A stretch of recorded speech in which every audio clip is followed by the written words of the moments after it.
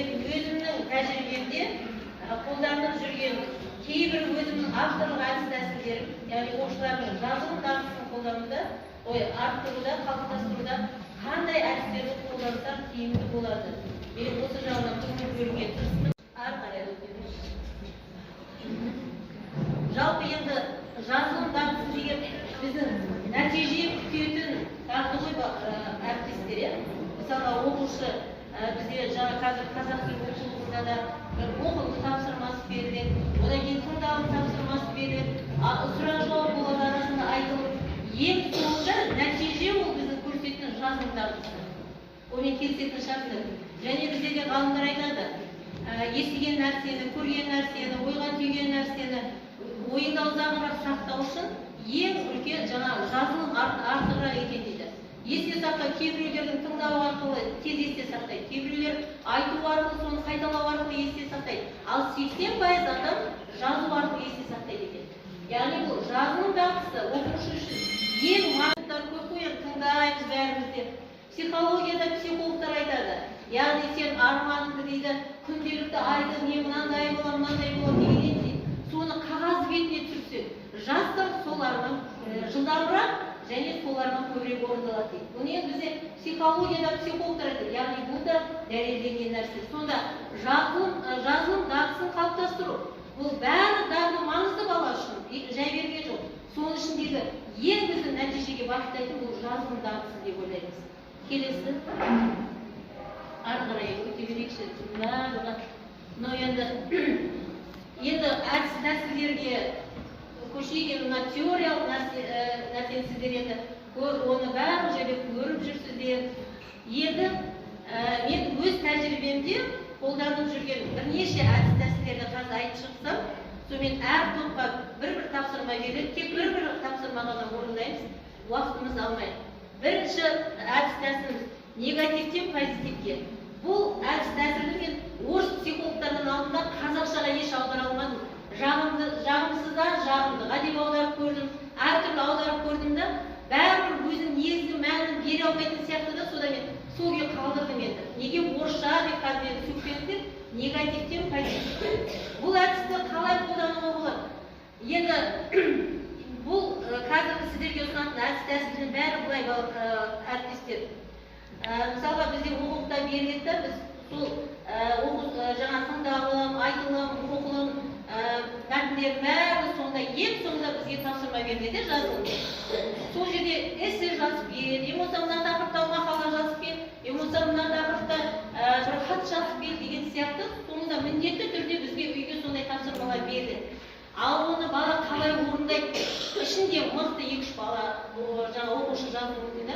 Қалғандар соның көшірмесі, келісесіздер ма? Болмаса Google әпше, Google көкеден жазып береді де бәрі бір-бірінің көшірмесі. Енді бала осылай жасамау үшін, бала өзі орындау үшін біз мынандай әдіс-тәсілдерді қолдануымызға болады екен. Яғни жазылымдасын, бір сөйлем болсын, 2 сөйлем болсын, баланың өзіне жаздыру үшін қандай әдіс-тәсілді қолдануға болады? Мысалы, бірінші әдіс-тәсіл негативтен позитивке. Мысалға, мен балаларға жаңағы бір жағымсыз оқиға туралы, бір жағымсыз бір ақпаратқа мынандай мәтінді дайындап келіп балаларға беріп жүремін. Оны енді тарата салуда оңай, қазір WhatsApp бар. Болса балалар түсіріп алады. 30 балаға, 60 балаға міндетті түрде күнге қағаз қазір міндет емес ол. Мысалға, үйге осыны беріп жіберсеңіз, болса сыныпта да орындатуға болады. Бұл көп уақыт алмайды. Мысалы, негативке толы мәтін. Енді осы жердегі әрбір негатив сөзді бала табады да, соның позитивін, яғни антонимін табады. Мысалға, зілзала десе ол қандай? Оған жаңа антоним басқа сөз табады. Мысалға, жаңа сәбилер өлімі деп жатса, оны сәбилер туылып жатыр деген сияқты. Әрбір негатив ақпаратты позитивке айландырады да, мына негативті мақала бересіз ба, болмаса бір көркем әдебиеттен бересіз ба, үзінді. Соны бала позитивке айландырып, басқа бір әңгіме болса мақала жазып шығады. Яғни ол бір жерде көшіре алмайды оны. Бала мынаға сүйеніп отырып орындағандықтан, ол сыныпта берсеңізде әр бала орындауға мәжбүр. Және ол қиындық тудырмайды балаға. Мына мәтінге қарап отырып, осы негатив қосымша мәтінді ол позитивке айландырады. Енді келесі ары қарай өте беріңіз. Енді дербес пікір жазу тәсілі. Бұл шағын эссе, 10 сөйлемнен тұратын шағын эссе. Мысалға, сыныпта орындатуға да болады, үй жұмысына беруге болады. Мысалы, біз эссе жазып беріп, 100 сөзден тұратын, 70 сөзден тұратын, 80 сөзден сөзден тұратын деп, оқулықтың соның бәріне сондай эсселер ғой біз енді. Ал енді сол эсселерді бала жаңа өз білесіздер ғой, көшіреді, бір-бірінен алады, Google-дан алады. Соны жасамау үшін бала 10 сөйлемнен ғана тұратын эссе. Бұны бала міндетті түрде өзі жазуға мәжбүр болады. Сыныпта да орындата салсаңыздар болады. Мысалға, бір тақырып бердік. Мына біз енді мынау кітап туралы байқап отырсыздар, бүгінгі семинар сол тақырыпты алып отырмыз ғой. Сол себептен мен мынаны көрсетіп қойдым. 25-ші өз пікірін дәлелдейтін мысал 2 сөйлем келтіреді. Мысалға, енді ана жерде бірінші сөйлемге бұл алған болса, жаңағы бұны әдебиетке де қолдануға болады, тиімділігі әріптестер. Қазақ тілі пәнінде де қолдануға болады. Келесі, өз пікіріне енді қарсы пікір келтіреді. Мысалға, Жүсіпбек Аймауытовтың Ақбілек романы туралы жазылып жаңағы тапсырма беріп жатсаңыз балалар, енді басында ол Ақбілек тақтап келсе, мына жерде Ақбілек сол бұлай жасағанда болар ма деген енді өз пікіріне өзі қарсы сөйлем жазу керек та. Енді сол қарсы сөйлемін қайтадан дәлелдейтін 2 сөйлем, қорытынды 2 сөйлем. Сонда бас аяғы 10 сөйлемменен эссе жазып шығады. Эссенің бүкіл талабы болады бұның ішінде. Біз ана 70, 80, 100, 150 сөздік естейміз. Бұл шағын эссе, эссесіне бала өзі жазады. Сіз тапсырма бересіз, және бұның тиімділігі сыныпта орындатуға болады. Біз эссені көбінесе үй жұмысына береміз ғой.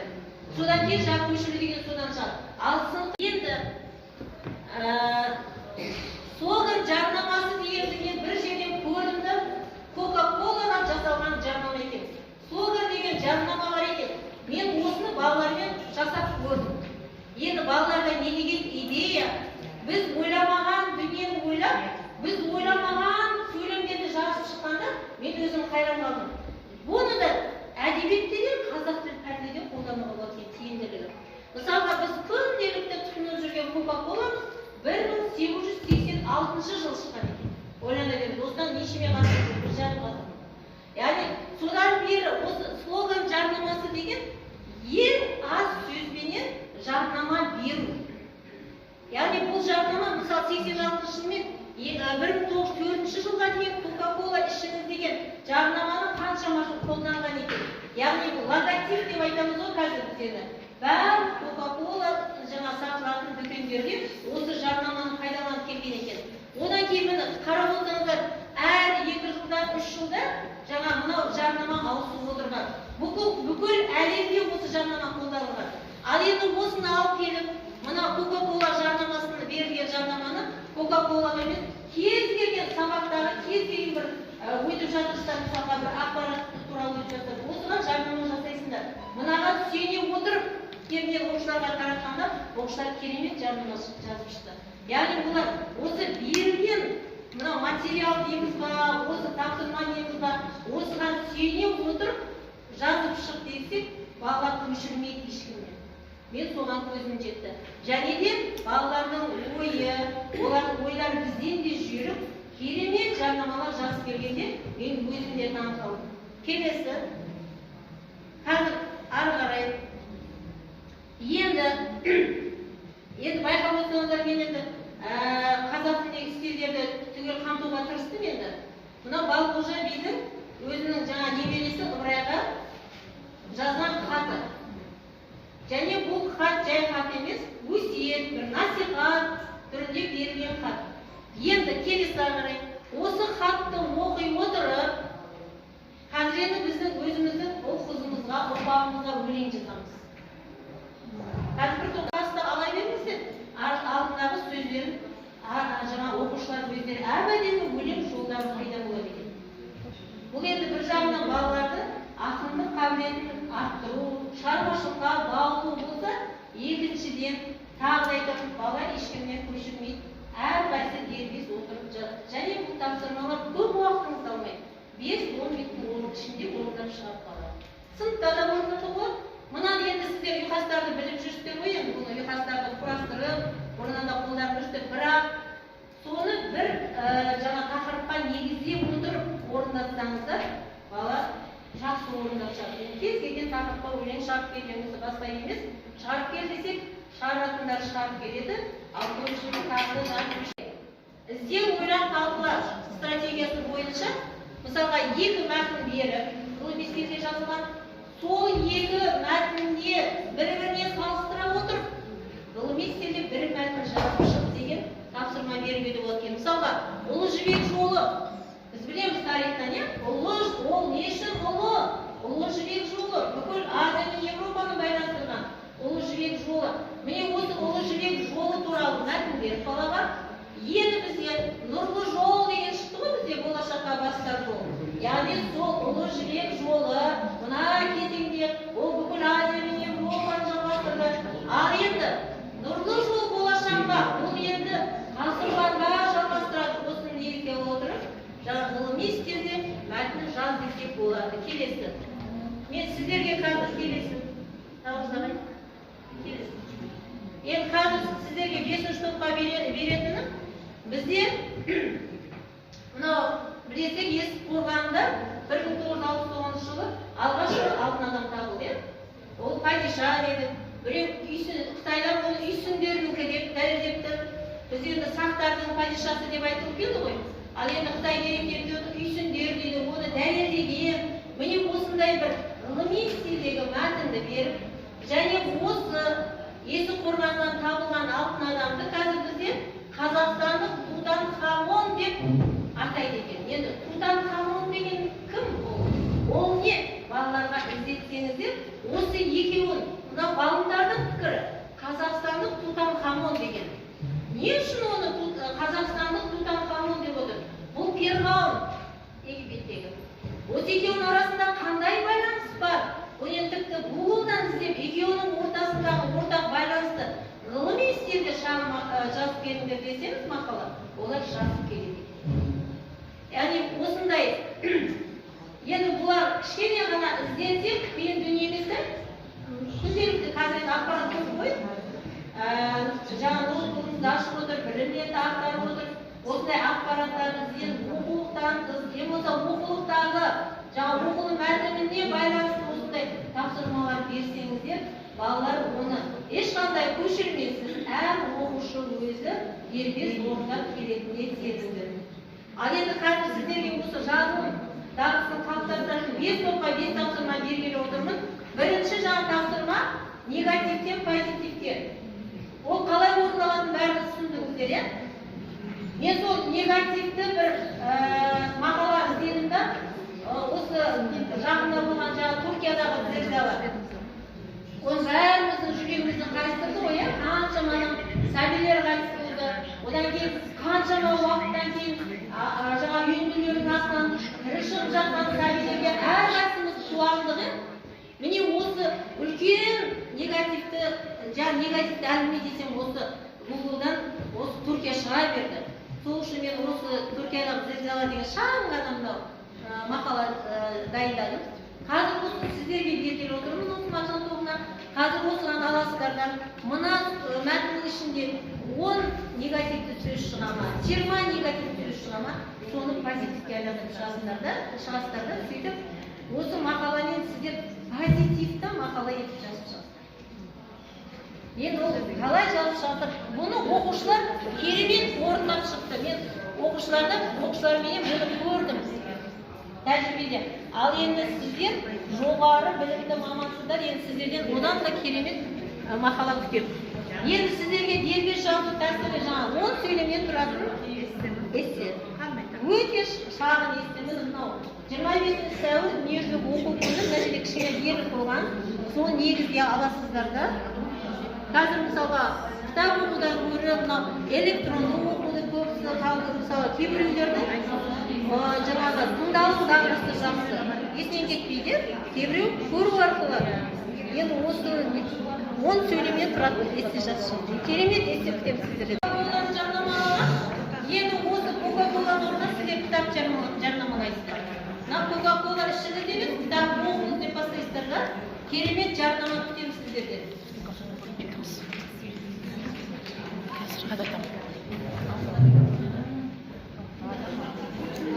Енді мына жерде сіздерге шығармашыл адамдар отыр екен, сіздерге осы түсіп тұр да, өлең шығарамыз. Балғожа би немересіне қандай бата берді, нәтижесінде бізде тарихта қалған ыбырай қалыптасты. Ал енді сіздер де өз ұрпақтарыңызға өлеңмен бата жасасыздар. Бәріңіз әрекет жасап бірыңғай ма? Бірдей ғой, ең ішінде мықтысын оқисыздар да. Сіздерге ғылым істетістер, бұл жерде теориялық білімі мықты мамандар отыр деп ойлайды. Себебі сіздерге солай түсіп. Сіздерде мынау алтын адам, Тутанхамон екеуіне мен мәліметті дайындап келдім, сіздердің гуглдан іздемей қойсын деп. Осы екеуінен ұқсастық табыстар. Себебі қазақстандық Тутанхамон деп ат бергенді алтын адамға не үшін? Мынау Тутанхамон туралы мәлімет, мынау алтын адам екеуінен ұқсастық тауып ғылыми стильде мақала жазып.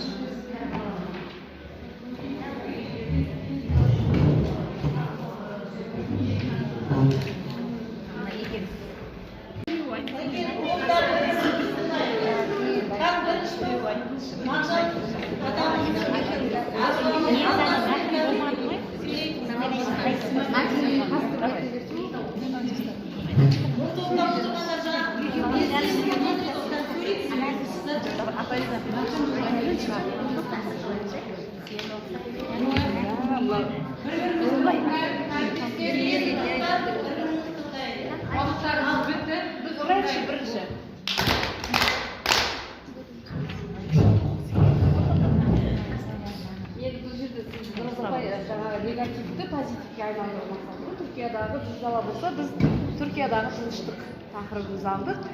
Үлкен қуаныш болды. Өмірге жаны қиылды болса, өмірге келді бұл жерде. Орын толмасқа жаны қиылды, өмірге келді, шаттық орнады. Адамзат үшін толмас қайғы деп атырып қой, соның орнына шаттық орнады. Қирандылар құрылыс жүргізілді, сонымен қатар бақилық болған адамдар аман-есен өмірге құштарлығы артып, жақыннан айырылса, бұл жерде жақындармен қауышты. Жетім қалған балалар ата-аналарын тапты, көздері мөлтиіп деген сөздің орнына біз көздеріне ата-аналарын тауып нұр ойнады. Одан кейін жетім деген жаңа сөзбен ата-аналармен бірге болды. Байғұс болып қалған не жерде жаңа мәтінде жазылған жерде де қайғыға шуашқанға. Сол жерде біз бақытты қылдық, бақытты қуаныш орнап, торлаған қараңғылық торласа, аспаны ашылып, қанға сатқан деген бұл жерде шат-шадымен деп жазып шат-шадымен, иә. Соғыстың орнына бейбітшілік орнады. Жалпы Түркиядағы зілзала, Түркиядағы қай стильде жазылған мәтін бұл? Қай стильде жазылған мәтін? Бұл ма қазір? Түркиядағы зілзала болса, публицистика.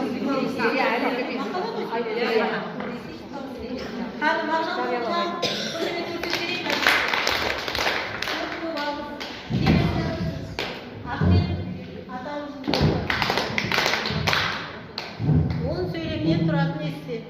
Дербес пікір жазудасыға 10 сөйлемнен тұратын. Бірінші, өзіндік пікір идея, бір сөйлем тезис арқылы. Кітап ақылыңа ақыл сұрамайтын ең құнды қазына. Екінші, дәлел, екі сөйлеммен келтіру керек. Кітап оқу қоршаған ортаны танып білуге, есте сақтау қабілетті жақсартып, ойды дамытып, тез қорытуға көмектеседі. Адам бойындағы шығармашылық қабілеті мен қиялын дамытады.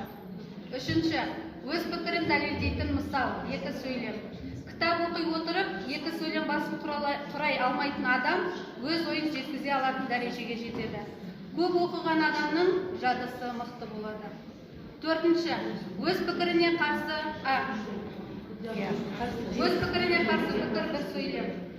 Дегенмен қазіргі кезде ғаламтор секілді нәрселер тұрғанда кітап оқуға деген құштарлық азайып кеткен. Бесінші, қарсы дәлелді жоққа шығаратын мысал, екі сөйлем. Менің ойымша, айтуынша баланы ерте жастан кітап оқуға дағдыландыру керек. Қай кезеңде болмасын, бала ақпараттық технологияларды меңгеріп, қандай да бір қажеттілік туындаған жағдайда жаңағы кітап тәрбие құралы екенін ұғыну керек. Қорытынды екі сөйлем. Кітапқа сену керек, оқу керек. Біздің көрші мектеп жеңіс мектебінің қазақ тілі мұғалімі. Жарнама кітап оқыңыз деп ақпарат қойдық. Кітаппен мейір қандырыңыз, нағыз жан асығып, көңіліңізді сусындандырады. Күніне кем дегенде 1 сағат оқып, кітап оқуды әдетке айналдыр. Өміріңді әдемі сүруге апаратын ең төте жол. Нұрлы ақыл, кітап тақтан да қымбат. Тақтан да қымбат. Яғни қолаға берген жарнаманы біз кітапқа айландырды. Көп рахмет әріптестер. Қай стилде жазады, жарнама жалпы қай стилде жазады? Өлең шығарып жатырмыз ұрпағымызға. Жоқ, біреуіміз оқымыз. Бәріміз оны да тыңдаймыз. Енді Ыбырайдың өлеңін, Балғожан өлеңін оқымай қойып, Үлгі алар кейінгі ұрпақ іздеріңнен, нұрланып балбұлжанған жүздеріңнен. Ауыз толтырып айтарлық өсиеттер, шуақтай шашылар терең ойлы көздеріңнен. Көрдім мен кірпіш болып қаланғаным, кейінгі ұрпақ өкіндірлеп жағалғаным. Құтты болсын жалынды жаңа ұрпақ, мәңгілік елге басқан әрбір қадамдар. Құтты болсын мәңгілік ашық аспан, бабамыздан үлгі алып одан асқан. Елу елдің қатарынан көрейікші, Қазақстан алауын нұрын шашқан. Әріптестер, бізден ұрпағына десек, бұл кісілер бүкіл Қазақстанның болашағына керемет өлең. Газетке жіберіңіз, әріптес, керемет өлең көді қазір. Мына жігіттің өлеңін тыңдамасына Бабалар жүріп өткен іздеріңнен, мейірім кетмесінші жүздеріңнен. Осынау ұлан ғайыр жерді тастап, сенім көрдім жалын атқан көздеріңнен. Үміт, жалын, аманатпен қаланған, сол сенімді бүгін міне жағалған.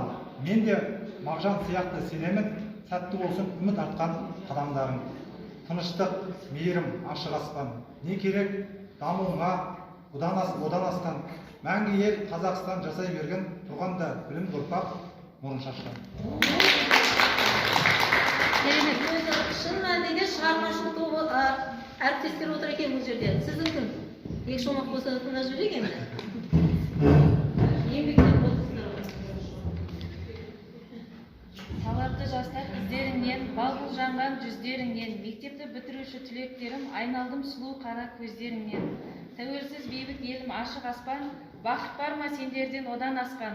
Әрдайым тілекші болып бабаларым, жүрейікші әрдайым жұлдыздай болып нұрын шашқан. Ертең соңғы қоңырауға дайын өлең болды әріптес. Керемет. Қай стилде жаздық өлеңді? Өлең поэзиялық шығарма? Көркем әдебиет болып тұр, хат дегенменен көркем әдебиет стилінде жазып тұр. Келесі. Жазылған мәтіннің тақырыбы әлемдік ғылым үшін сенсация жасалған жаңалық. Бұл жердегі екі жаңағы ерекшеліктері Тутанхамон Антонның тірі бейнесі деген атпен таққа отырғандығы ерекшелігі. Ал алтын адамның ерекшелігі ол үздік би, көсем, қажырлы қаһарман, соғыс өнеріне шебер, ақылы, асқан парасатты адам болғандығы ерекшелігі.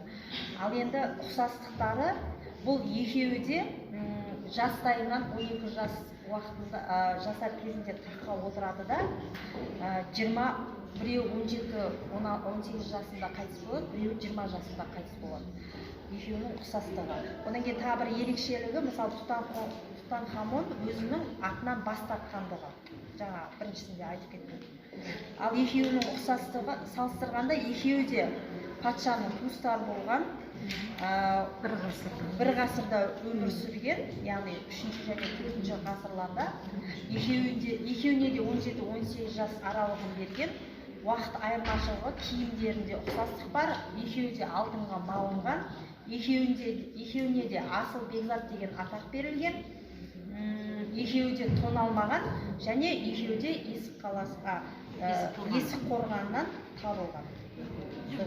Біреуі есік қорғанынан табылғаны, иә,